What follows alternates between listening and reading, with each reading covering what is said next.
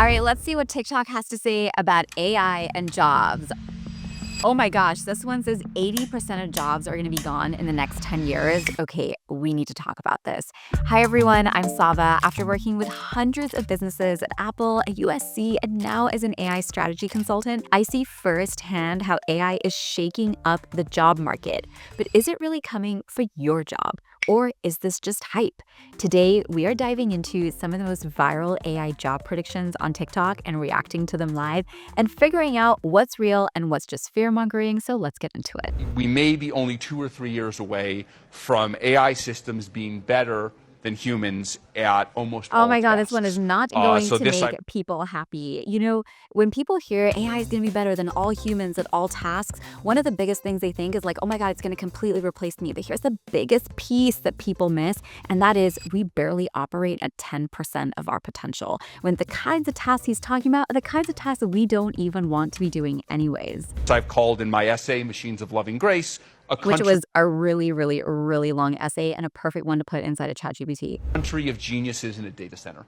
And of course, if you have that country of geniuses in a data center, you can do a number of extremely positive things, curing diseases, extending the human lifespan. This is another thing that all of the AI tech CEOs talk about. This is what they call being techno-optimist. It's basically this idea that like, oh my God, with AI, we're going to be able to cure all these diseases and do all of these things. But again, here's the biggest piece that either freaks people out or that people miss. And that is that like, it's an opportunity for us to think bigger about what it is that we can do, because these tools are actually really powerful. We just don't really take a lot of advantage of them. And it really reminds me of what Warren Buffett says. He says we overestimate what we can do in a year and we underestimate what we can do in 10 years. Everyone's thinking about what they can do with AI today. Not enough people are thinking about what could my life be like with AI 10 years from now. But what do I do today to make sure that my next 10 years are the best 10 years? If you really want to get some engagement on your LinkedIn, post that one because I did and it definitely ruffled some feathers. All right, let's do the next one. Here's a quote. You said, I think that with respect to content that's already on the open web, the social contract of that content since the 90s is that it's fair use. Anyone can copy it, recreate with it, reproduce with it. That has been, quote, freeware, if you like. That's the understanding. That was the understanding for search, right? And there was a lot of litigation around search and Google image search and Google Books that led there. Do you think that that is still stable enough for you in the age of AI with all of the lawsuits outstanding? What I was describing in that setting was the way that the world had perceived things up to that point. My take is that just as anyone can read the news and content on the web to increase their knowledge under fair use, so can an AI. An AI is This is a big one. A lot of people get super sensitive about the data and the information that can go into AI tools, but let's be real, we've been putting this information on the web.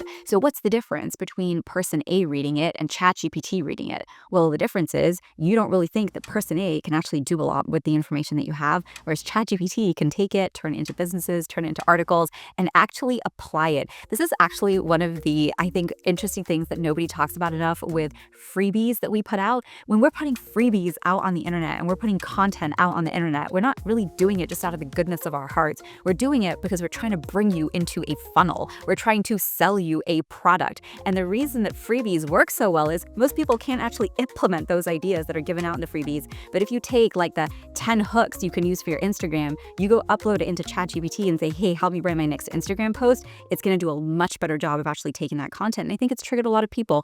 And I think one of the hardest things about this is what happens when we let technology lead and we don't proactively get involved. People have been silent for the past, 20 years since we really, let's take just the last 5 years that we've been doing this creator business online. And now all of a sudden, it's not going to funnel people into your product. It's going to funnel it into ChatGPT.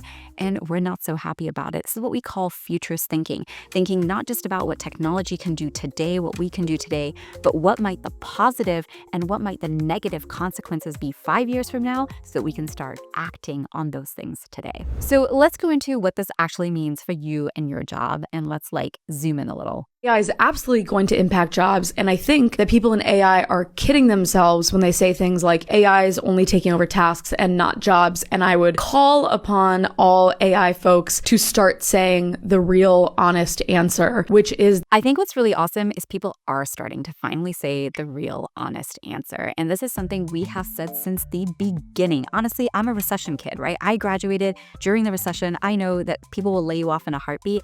But with education specifically, people always say teachers will never be replaced. They're never going to replace teachers. Yes, they will. Yes, they will. And now people are also starting to be way more honest about it. And what being honest doesn't mean that you're not valuable and that, we don't need you. It gives you a chance to think about what else could I do? What should I be doing? And what is my role coming through next?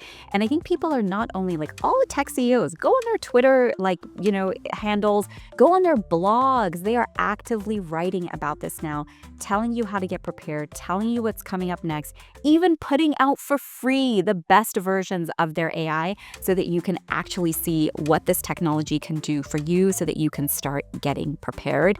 But I agree. We don't like to hear it. But again, it's the work that we don't want to do anyways. So let's find more exciting things to do. Okay, so let's keep going because it's so important to know that we don't have to do this work alone. It's the biggest shift with the tech right now.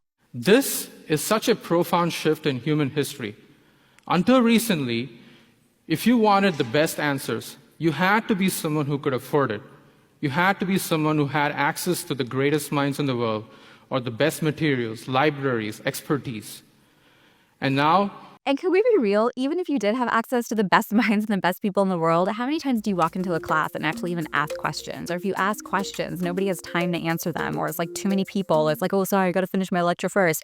We barely get time to have these conversations. Or sometimes it's the middle of the night. It's maybe 10 p.m. You're working on something. Or you're driving, you're in the shower and you have an idea and you just need to have something in the moment. That to me is one of the most profound things about artificial intelligence in our pocket. We can ask anything, anytime. That doesn't mean that we don't need people anymore. Of course we do, but it means that when we come together with people, we're just going to have even better, more enriching conversations because we've already had more time to think about the ideas that were in our head in the moment that we had them, which I think is so important. I think this is amazing for people that, especially, people always talk about how equity and how people go through so many struggles and challenges.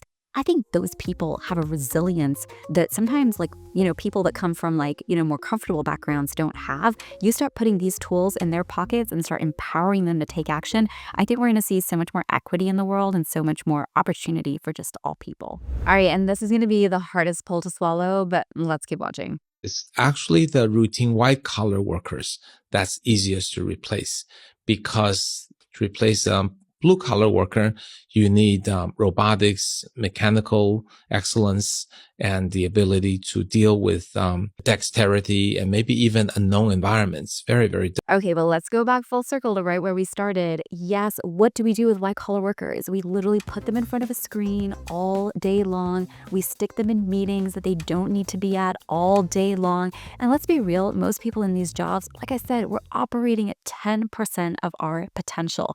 You know how many of those people have ideas? Do you know how many of those people have side hustles they're doing or that they want to be doing? We are capable of so much more. And I think what's really interesting about this is we think technology always replaces the other people. Oh, nothing's ever going to affect me. We think about this in most areas of life that, oh, that's going to happen to them. It's not going to happen to me. That's like that famous poem, whether it's politics, whether it's social issues, whether it's technology. Right now, it's coming for everyone. And so the best thing we can do is be prepared. Look at the problems in our industries and our societies, which there are no shortage of, by the way, and not have to figure it out alone, but go to our AI tools and be like, hey, how do I make sure I'm not replaced? I'm a white collar worker. What can I do? This is my job. Share your context, share your problems, share what you want to do, and let AI help you come up with a solution instead of trying to figure it out on your own. All right, so after watching all these takes on AI and jobs, what is your verdict? Is AI replacing us or is it just changing how we work? Honestly, I think it's both, but here's the real takeaway. AI isn't just here to take your job. Someone who knows how to use AI will, and someone who knows how to make good decisions when using AI will, which is the most important part. So instead of fearing it, start learning how to work with it, whether that means upskilling, adapting, or even just pivoting to a new career. The key is staying ahead of the curve. So tell me what you think. Do you agree with these AI experts, or do you think they are overreacting and being techno-optimists? Drop a comment below and I want to hear your thoughts. And if you found this video helpful, don't forget to hit like, subscribe, or hit the bell so you don't miss more deep dives into AI tech and the future of work. I'll see you in my next video.